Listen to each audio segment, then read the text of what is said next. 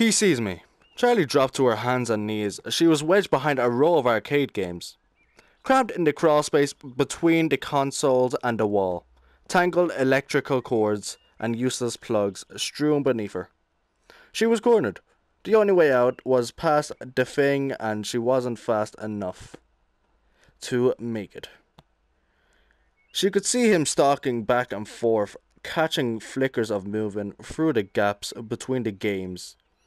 There was scarcely enough room to move, but she tried to crawl backward. Her foot caught on a cord. She stopped conjuring herself to carefully dislodge it. She heard the clash of metal on metal. And the farthest console rocked back against the wall. He hit it again, shattering the display, then attacked the next crashing item. Almost rhythmically tearing through the machinery, coming closer. I have to get out. I have to. The panicked thought was of no help. There was no way out. Her arm ached and she wanted to sob aloud. Blood soaked through the tattered bandage, and it seemed as though she could feel it draining out of her. The console, a few feet away, crashed against the wall, and Charlie flinched. He was getting closer. She could hear the grinding of gears and the clicking of servos even louder. Eyes closed, she could still see the way he looked at her. See the matted fur and the exposed metal beneath the synthetic flesh. Suddenly, the console in front of her was wrenched away. It toppled over, thrown down like a toy. The power cords beneath her hands and knees were yanked away, and Charlie slipped, almost falling. She caught herself and looked up just in time to see the downward swing of a hook. What was a Hurricane Utah? Charlie smiled wearily at the sign and kept driving. The world didn't look any different from one side of the sign to the other, but she felt a nervous anticipation as she passed it. She didn't recognize anything. Then again, she hadn't really expected to. Not this far at the edge of town, where it was all highway and empty space. She wondered what the others would look like, who they were now. 10 years ago, they'd been best friends, and then it happened. And everything ended. At least for Charlie. She hadn't seen any of them since she was 7 years old. They had written all the time as kids. Especially Marla, who wrote like she talked. Fast and incoherent. But as they got older, they had grown apart. The letters had grown fewer and further between, and the conversations leading up to this trip had been perfunctory and full of awkward pauses. Charlie repeated their names as though to reassure herself that she still remembered them.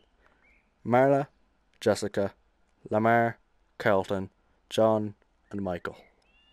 Michael was the reason for this trip. After all, it was 10 years since he died. 10 years since it happened. And now his parents wanted them all together for the dedication ceremony. They wanted all his old friends there when they announced the scholarship they were creating in his name. Charlie knew it. Charlie knew it was a good thing to do, but the gathering still felt slightly macabre. She shivered and turned down the air conditioning, even though she knew it was not cold. As she drove into the town centre, Charlie began to recognize things. A few stores and the movie theatre, which was now advertising the summer's blockbuster hit. She felt a brief moment of surprise and smiled at herself. What did you expect? That the whole place would be unchanged? A monument to the moment of your departure, frozen forever in July 1985. Well, that was exactly what she had expected. She looked at her watch, still a few hours to kill before they all met up. She thought about going to the movie, but she knew that what she really wanted to do. Charlie made a left turn and headed out of town.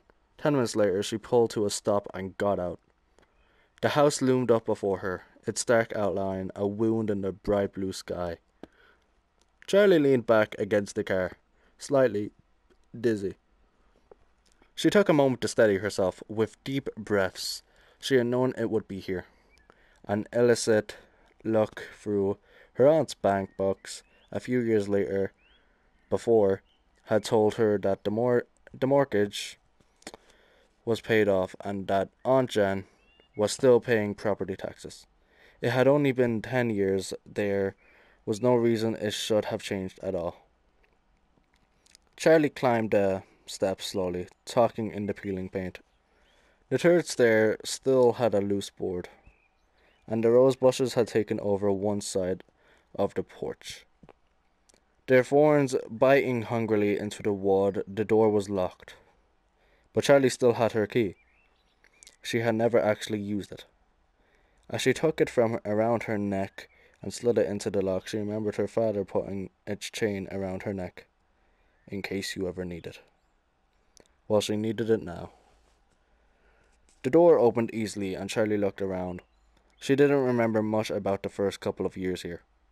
She had only been 3 years old and all the memories had faded together in the blur of a child's grief and loss, of not understanding why her mother had to go away, clinging to her father every moment, not trusting the world around her, unless he was there, unless she was holding tightly to him, burying herself in his flannel shirts and the smell of grease and hot metal and him.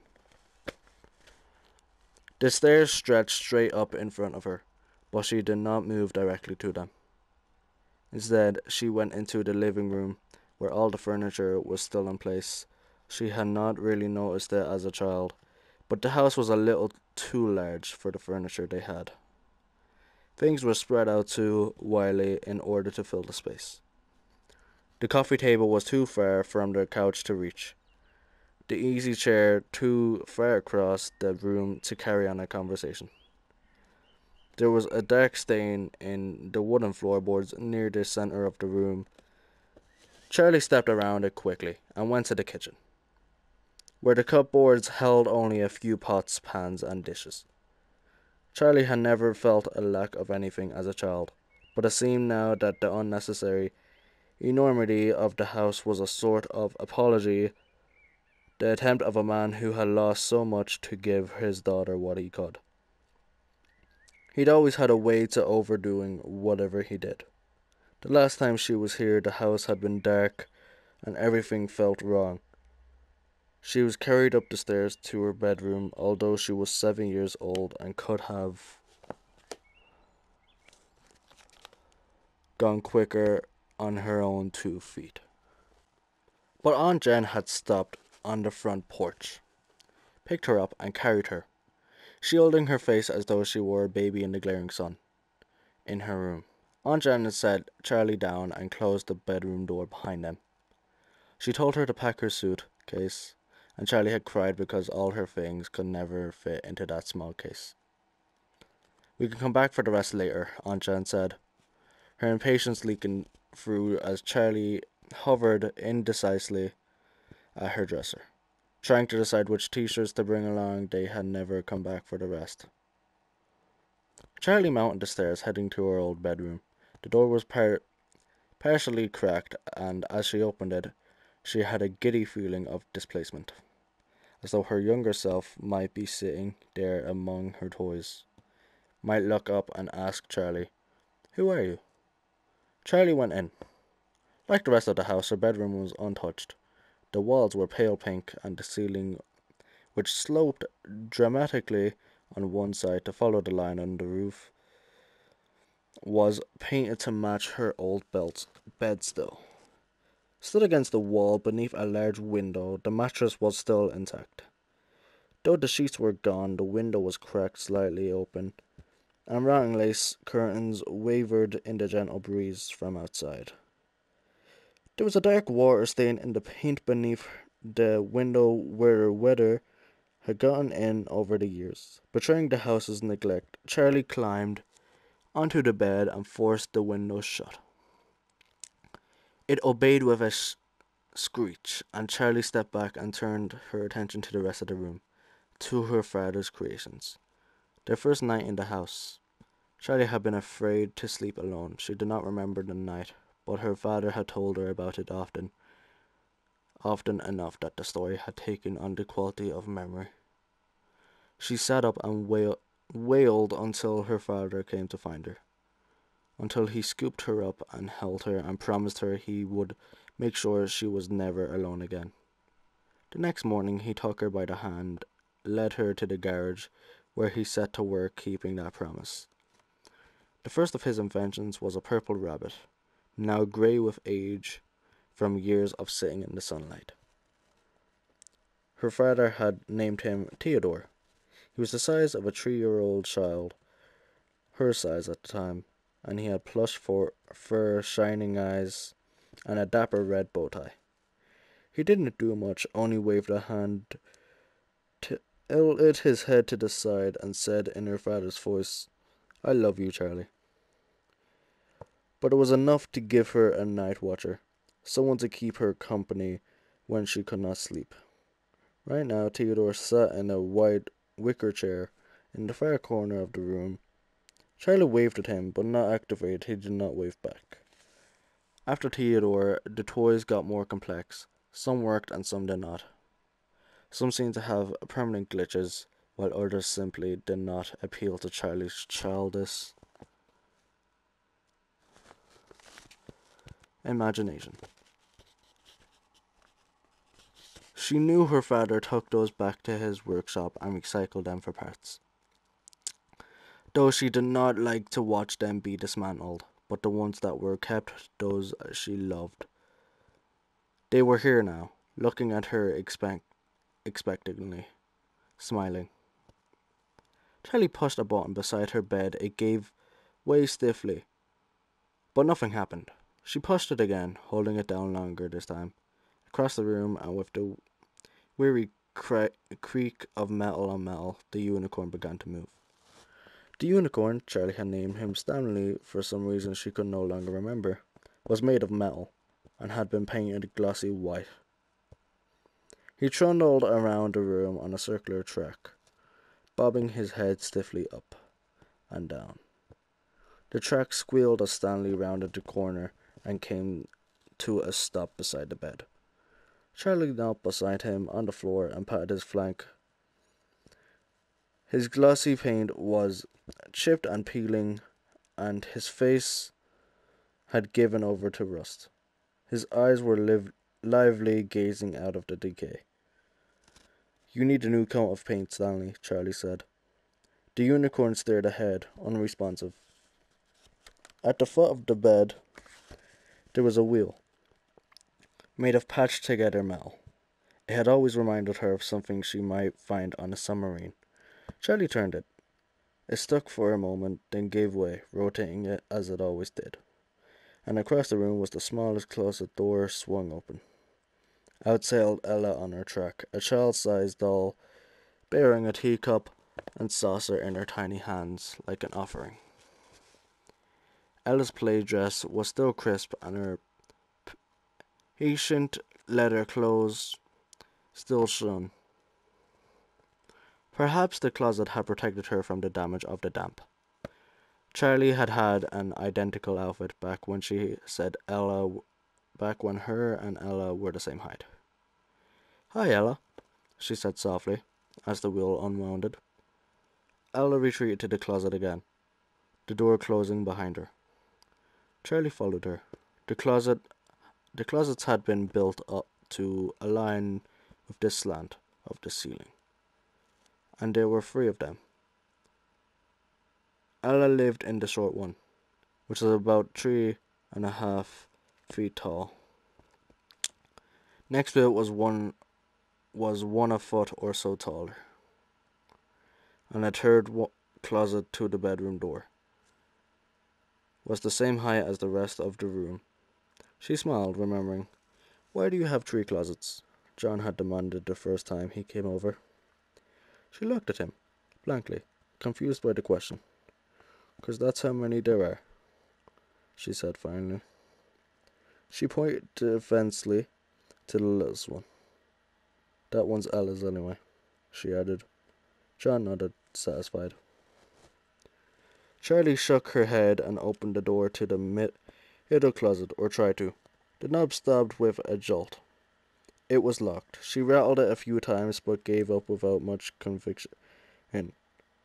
She stayed crouched low to the floor and glanced up at the tallest closet.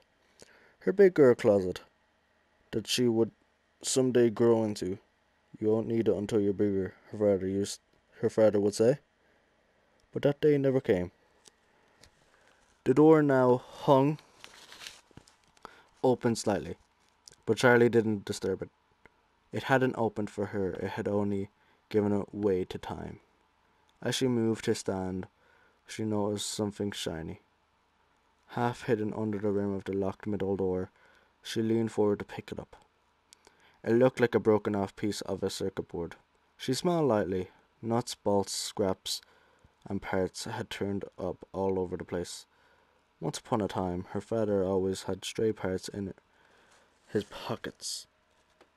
He would carry around something he was working on, set it down, and forget where it was, or worse, put something aside, for safekeeping, never to be seen again. There was also a strand of her hair clinging to it. She unwound it carefully from the tiny lip of metal it was stuck on. Finally, as though she had been putting it off, Charlie crossed the room and picked up Theodore. His back had now faded in the sun like the front of his body, and it was the same rich, dark purple she remembered. She pressed the button at the base of his neck, but he remained lifeless. His fur was threadbare, one ear hanging loose by a single rotting thread. And though the whole she could see the green plastic of his circuit board. Charlie held her breath, listening fearfully for something. Ludley, the rabbit said with a barely audible, halting noise.